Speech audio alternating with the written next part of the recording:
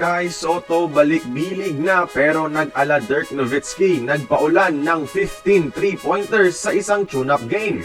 At Pinoy rookie ng Sacramento nakipagsabayan sa NBA All-Stars at Big 3 ng Kings. Pero bago natin pag-usapan, pa-like naman ang ating video bilang suporta.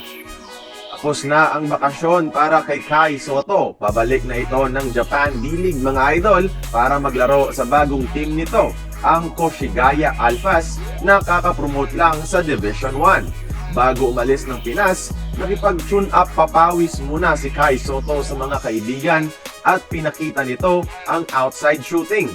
Parang sniper lang si Kai mga idol kapag binigyan talaga ng green light sa tres. Parang Nowitzki sa outside sa tangkad na 7-footer.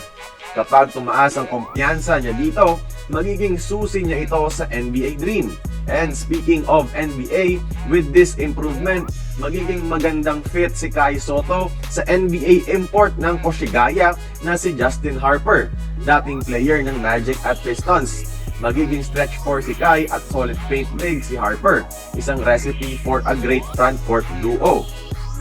Meanwhile, usapang NBA talaga, mukhang secured na ni Phil Amgard Boogie Ellis ang Sacramento Kings roster dahil namataan siyang nakipag-exclusive workout at training kasama ang dalawa sa Big 3 ng Sacramento na si DeRozan at Sabonis, both of which mga NBA All-Stars, kaya madaming matutunan ang young NBA career ni Boogie dito.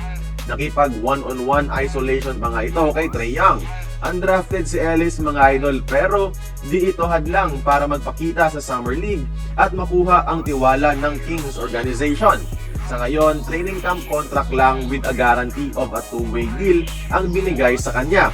Pero base sa latest updates, mukhang ina-absorb na siya talaga ng dalawang Kings Big 3 para maging integral part ng kanilang team sa upcoming season. Kaya kayong mga idol, tingin nyo, maging isa kaya sa mga top rookies si Boogie Ellis sa upcoming season? Join the conversation, magkomento lamang sa baba. Kung nagustuhan mo ang ating video, please like, share, and subscribe. I-follow mo na rin ang ating social media platforms for more exclusive sports content. Until then, this has been Courtside Buckets. See you on the next one.